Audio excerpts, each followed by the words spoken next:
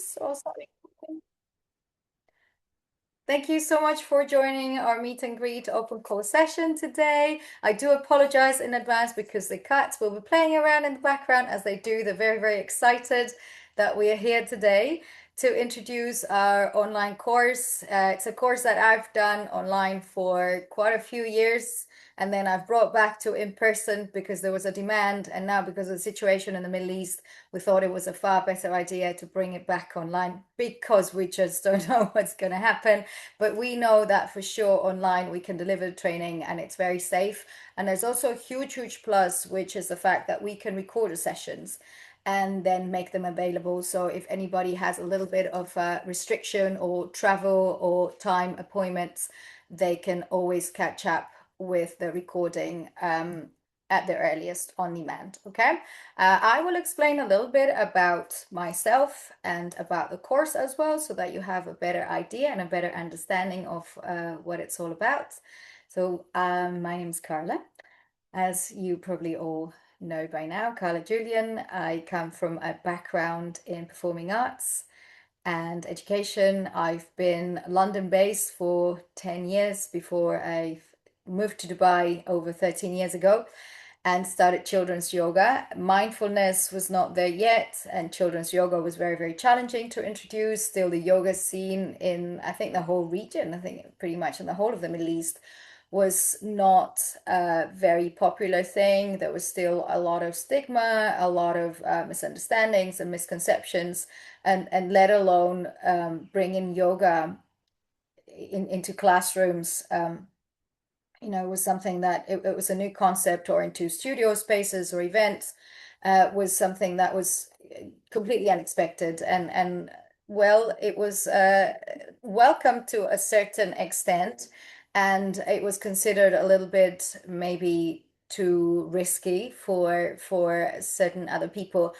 But luckily for everybody, yoga started gaining popularity, obviously, because there are so many benefits to yoga. We were just discussing a couple of minutes ago, just doing breath work, doing a few poses, inducing children to do relaxation, introducing a little bit of body awareness, playing with the animals, playing with the body, learning through movement. So there are so many elements that are crucial for our developmental years. And we're just talking about children from age 2 to age 6, which is what we cover in the course. But it, of course, benefits everybody, especially those of us working with very, very early years children. We are very used to play. And this is the best way to connect with a child and to get through to a child and to get a child to learn as well. So this is a very huge aspect of children's yoga for the early years, the fact that you play. So you get to move, you get to breathe, you get to discover different adventures, different stories, you get to sing, you get to practice the animals. It's not about being perfect, it's about exploring, it's about discovering, and it's about experimenting with yourself within a group with your teacher, having fun. You go through topics, so you learn about creatures living in the bottom of the sea, to give you an example, or animals living in the jungle, or feelings and emotions, colors, different songs. You can make songs up, you can adapt songs that are very popular in nurseries and that or in kindergarten, and that everybody would for sure know and be happy to sing along. So for example, the boat song is very popular and everybody loves it.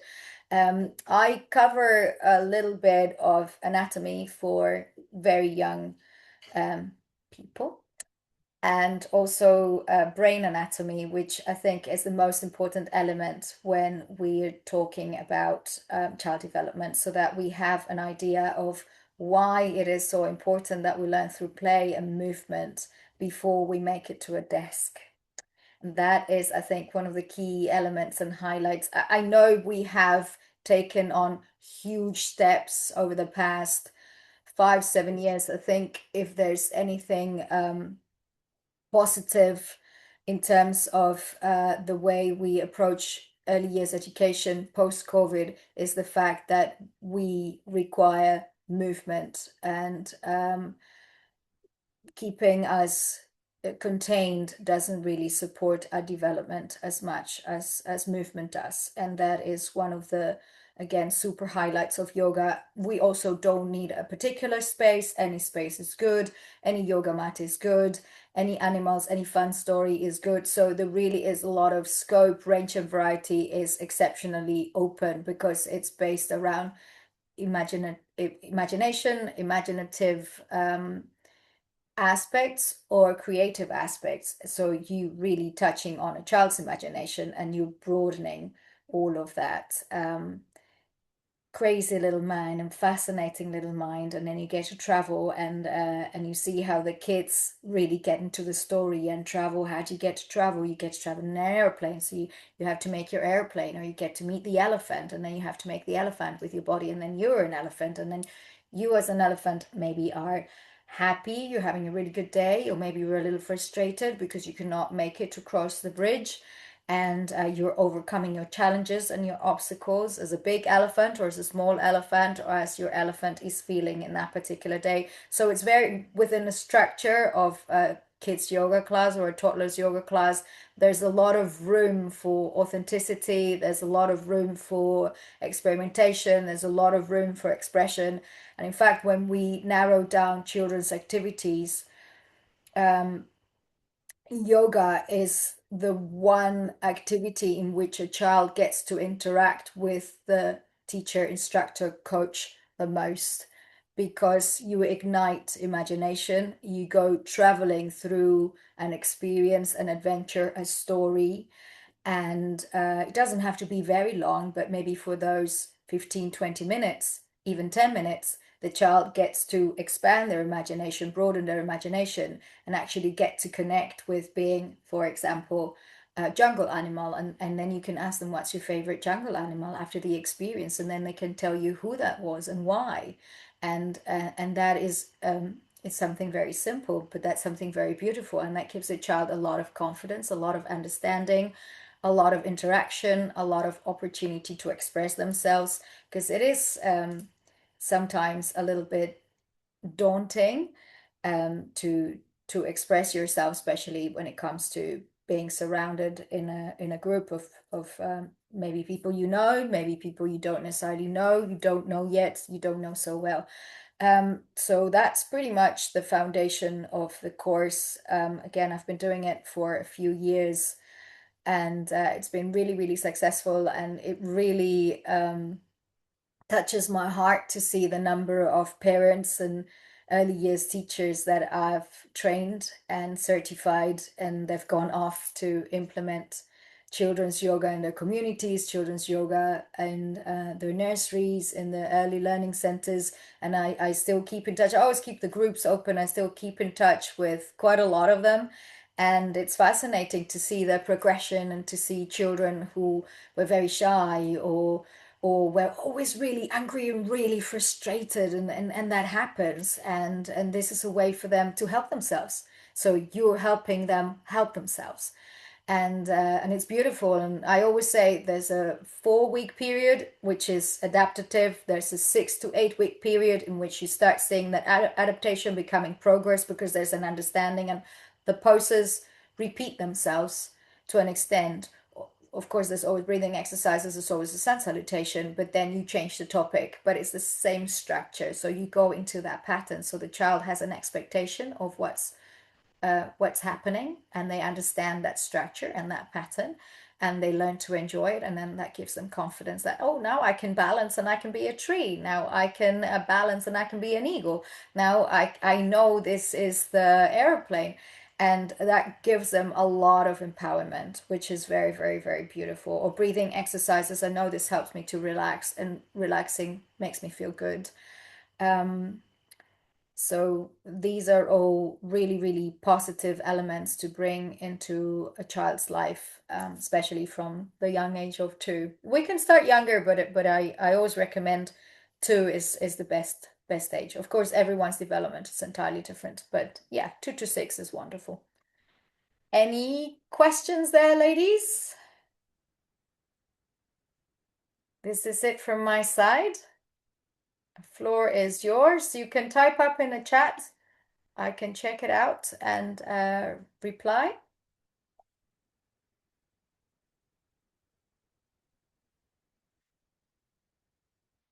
Or you can come off mute and just let me know. If you don't have any questions yet and you are waiting for a little bit of a sample, we can go straight onto the sample. And oh, I can see you have a little baby girl, Luna. That is beautiful. You want to know more about modules? Modules are broken down into three. We mainly have practice to begin with at the start of each session. So we have morning sessions and afternoon sessions. We're always starting with the practice over the weekend, sessions on Saturdays and Sundays. And you will at first build your own practice following my classes or my sampling or my demo sessions. And then you will continue by having some sections of theory, which is broken down very nicely so everybody can follow. It's basically benefits of children's yoga, how to introduce children's yoga in homes, in early learning centers, in nurseries or school environments, and why this is so important, behaviors, challenges, special needs. We cover a small section as well. This is not the special needs training. We have another one which is specific to special needs children and why yoga is so beneficial. But we, of course, touch on dysregulation, and especially since the past 8 weeks, 7, 8 weeks, I don't know, I've lost count myself to be honest, have been so just, I'm not going to say, am I going to say disruptive? And is that a good word? They've been challenging, they've been perhaps disruptive for some people, they've been unusual, uncertain. So we have a lot of question marks. I think having such tools as yoga and mindfulness elements which can help us self-regulate is really, really, really important because you can honestly take them anytime, anywhere, and just do a 5 minute break, breathing exercise, 10 minute, 20 minute yoga session, and that will really change the atmosphere, the dynamic, the energy. It will re-energize you, it will strengthen you and the children you're working with as well. And you will see big, big, big, big improvement in dysregulated children. Okay. Um, Other sections that we cover are exams towards the end of the second weekend. We have an online test, which is 20 questions as multiple choice. So you just go through all of the questions that complete your theory section, and then we mark it together. Don't you worry about it, please, because it's not hard at all and everything gets covered for you. You also have a lovely course manual, which I have written and created especially for this training, which is very personal to me because it's like my little baby. And that also completes all of the theory. You have sampling in there, you have poses, you have different exercises, and you have a few examples as well on the songs that we use. But again, this is just foundational work, and then everybody takes it. You have to make your own, let's say, style and cater to your own classrooms, your own needs, your own abilities, capabilities. And I'm always available to check and consult and ask even after we've completed the course, because again, everybody's journey is beautiful and everybody's journey is different. So sometimes people have stayed in the Emirates, sometimes people have traveled to as far as Singapore or China, and they've continued their yoga journey and spread. I always say we spread the love and light of yoga to little ones from a very early age. There was a study they rolled out in Thailand in one of the Buddhist monasteries, and they figured out if everybody practiced, every child practiced yoga and mindfulness, there'll be peace in the world within the next 15 to 20 years. So I'm holding on to that one. I've been training for over 15 years, so hopefully we will get there. I'm just catching more and more people up on the trend because I do believe in it, and it's been extremely, extremely positive to everybody who I have come across. Let's just move on to a little bit of a practice so you can follow from where you are. I just need to take a little bit more space, so I will shuffle myself back. very elegantly as we do online. And I'll introduce you to a few of my props. I work with a lot of props you will see in next week's sessions because they're just so helpful and so fun, and they just make the visual work so much stronger. So I will introduce you to my friend, Mrs. Frog. She is wonderful and she is always very, very calm. And she teaches us how to sit in a yoga class. So when we come onto our yoga mat, we sit up really nice and tall. We bring our legs in crisscross, so our legs are always in front of us. We keep our spine really nice and straight, and we imagine we wear a crown. So when we imagine we wear a crown, we can actually wear it. These are also one of my favorite tools that become crowns. So that teaches us to stand up tall, be very, very, very, very still. And if we want to take a challenge and use a second, they're called Hoberman spheres. I call them breathing balls because it's just a lot more child friendly, or spheres. We hold them by the black bits. These have become very, very popular over the past 3 to 4 years.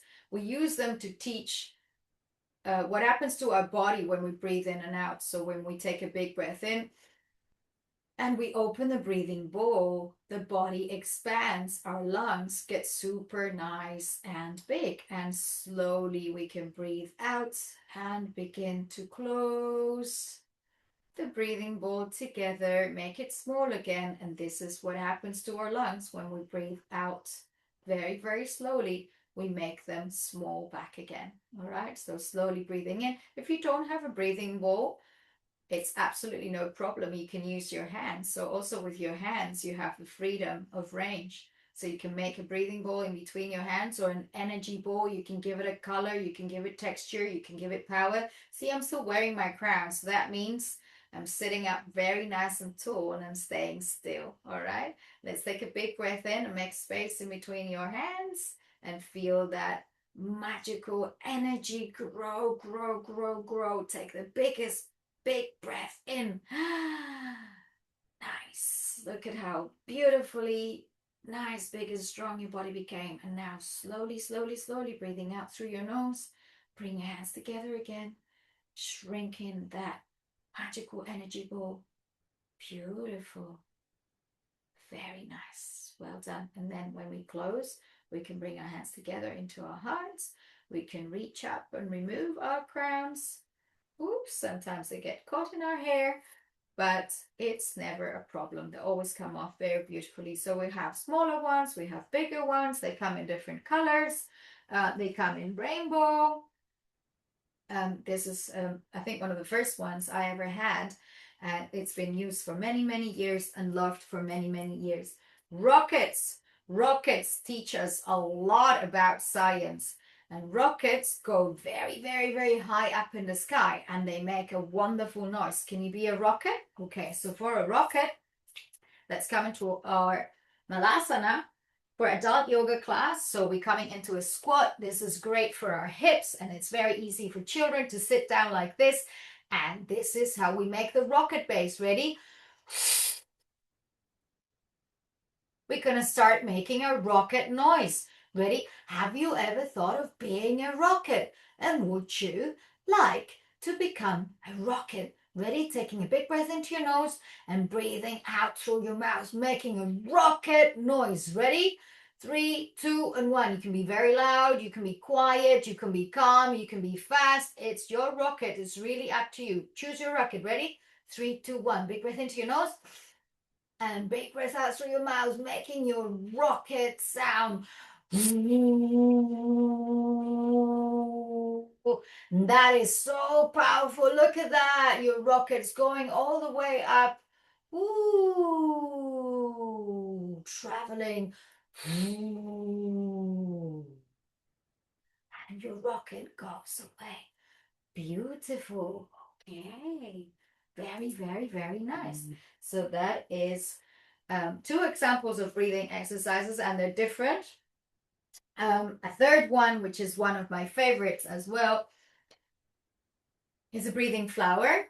colorful flower. It's a pinwheel. I call it the breathing flower just because it's super child friendly and we all love it because it's got so many colors. It's got the rainbow colors. It's been with me for many, many years. I love it and it's the only one I have. So it's just one of my precious toys.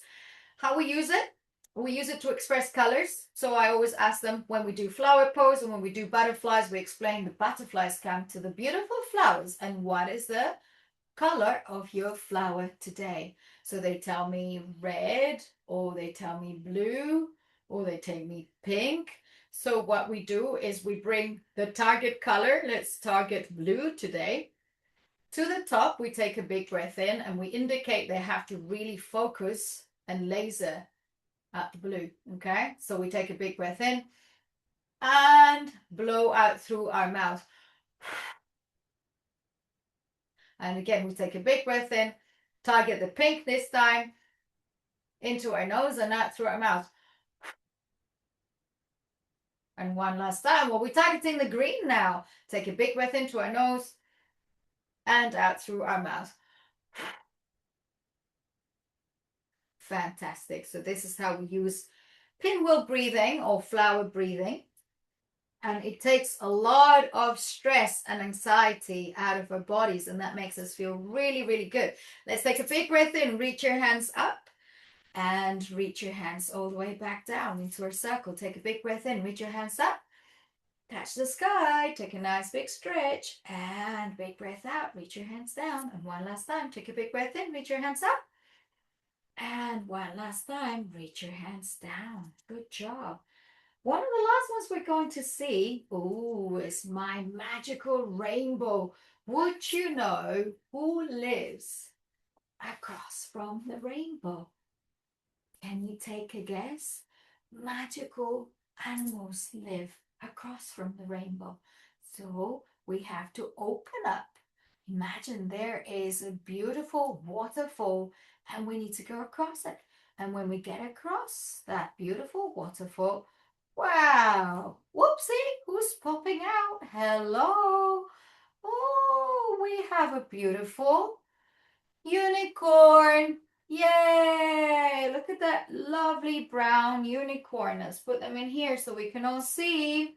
Oh, wow. Are there any more? Hello. Oopsie. Yeah, yeah, yeah. This one's coming too. Hello. How are you? We have a beautiful white unicorn. Wow, they're looking so different and so amazing. Let's put them all back in here. Wow. Do we have any more? Hello. Oopsie, who's popping out now? Oh, somebody purple.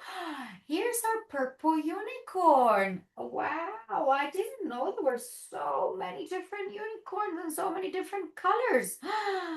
Look at that. Oh, that is a beautiful whale-shaped unicorn. Nice. So we have our beautiful unicorn friends and we can go on a beautiful unicorn adventure. And this is my cat Magic who wants to take us on the beautiful unicorn adventure. Do you, Magic? So this is a little extraction from the rainbow class, which you will get to see towards the end of the course. So that's still a couple of weeks away, 3 weeks away. But I just thought I'd give you a little bit of a teaser. Um, we are a little bit tight for time because this call was scheduled for 30 minutes and it's exactly 2:33. So if you have very quick questions, please, I would be happy to hear and answer. I hope you enjoyed the demos and that you got to practice a little bit of a breath work in a very quick sample format. If you have any questions, please go ahead, shoot. I'm happy to hear or I'm happy to read. Yes, please go ahead. Awesome. You can come off mute if it's easier or if you prefer to type up, go ahead and type up.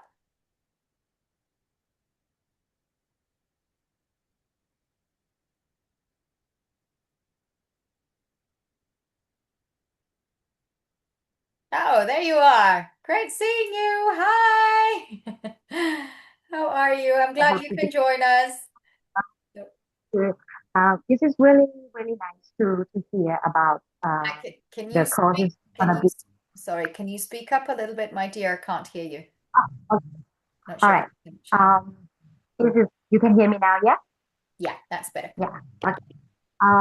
It was really good to hear all about the toddler yoga teacher training course. Um, right while watching your teaser, my brain just keep thinking, what I'm gonna do with my Luna 1, 2, 3. Many things, What many things. toys that I have, I'm gonna try to imagine with her. Right. Um, so I know I should not concern about that yet, but I don't think it is not bad to prepare ahead as well. So apart from the theory exams, in terms of the practical exam, like how many minutes, like how we gonna prepare ahead about that. So I can prepare from now. Yeah, just want to know Okay. that. I'm glad you asked Yeah. because that's entirely my bad. I focused on explaining what happens to the theory. I forgot what happens to the practice for the second half. For the first half, you will practice with me. You will have some very short assignments in which you will have to record yourselves practicing with minis. That's ideal because that really gives you the real practice if it's possible. Fantastic. And then you have more feedback and you can share it with the group and you can connect, and then it's great to feed off each other's experiences. And if you don't happen to have any kiddos available, you practice, so you practice with your own inner child, with your own kiddo, and then those samples get marked as well. So I give you feedback and I give you technical input, I give you imaginative input, because we blend in the storytelling with the art of yoga, with the practice, and that is the beauty in teaching children's yoga. Okay, so there's not that much technique, but there's still the yoga pose in there, and that has to show and reflect. And then towards the end you will have to prepare your lesson plan, so there's a structure, a class structure, a story that actually makes sense. So yoga poses and the story again have to marry each other, you have to match them up. Okay, and that is also an art that gets woven in. That's why the props are my very best friends. Okay, I can do it also without props, but the visual input is just so super strong, and you connect with the kids immediately because it's so fun to have unicorns or to wear a crown. So all of these tiny little tricks really, really help your classes, or to have a frog. So it's not you sitting still. You have, Mrs. Frog. Her name is Mrs. Frog. You can call her Mrs. Calm, something else. Or it doesn't have to be a frog. It can be any other item, any other toy, any other friend. But these are great helpers. Then towards the end, once your theory and your structure has been put together in terms of planning, and we've ticked all the boxes and answered all the questions, then you will record a 20 to 30-minute full yoga session that portrays that lesson plan into a live session with children as possible. If you don't have children, you can borrow them, free class. Just let the parents know, please, it's going to be recorded. And for, of course, protection purposes, we don't distribute these videos. They just stay internal. It's for marking, learning purposes only. And then they get deleted. They disappear off the internet. So there's no record, no recollection. That goes uh, um, on your feedback form, on your evaluation form, and then we send that off to World Yoga Alliance for your profile, and your certificates get issued. But none of the media is used, none of the videos are used. If you want to keep it for yourselves, then that's absolutely fine, okay? But just to clarify on that disclaimer, okay? So I know it's sensitive. All right. I hope I've answered your question. I think we have a couple of minutes left before we get cut off, because this is a yeah, 30-40 minute call. So Tanya, if you have any more questions, or Awesome if you have any more questions. And I know we have a lot of teachers in common. We have I common just want friends. to let you know regarding about when you ask me, like, I don't doubt about the way you teach. I have no doubt at all. I doubt about myself because once become a mother and doing things online, this is a little bit challenge for me. And when I have like as an actual session, I able to concentrate more. That's why I'm like, should I do this online session? Or should I wait until it's an in-person session? That is just all Yeah. about. But Yeah, I we understand. I've come across the situation before. It happens, and I can relate to it personally as Carla and not as a trainer. But everything has a plus and a downside. So I would say give it a try. It's a short course. It goes in a flash. It really is back to back, and you get access to all the recordings, which we don't do in person because it's just not manageable. So this is a real big plus, and I'm speaking personally for myself when you do online courses.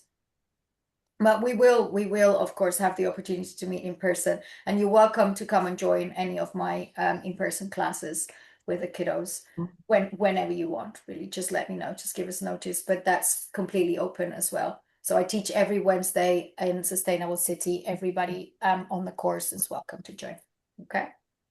what time you have the The session with the kids? afternoon is 3:15. Okay, 3:15. let's see. Seems And like the time not really work for me because doesn't from have Abu to Dhabi, but be will be one day. Yes, will be one day. I'll be there. one day. One day doesn't have to be next week. It can be anytime. Okay. Just let us know so we make arrangements, but you are most welcome. Any other super quick questions before the call goes? If we don't have any more questions, it's been awesome, ladies, to be here with you. Thank you so much for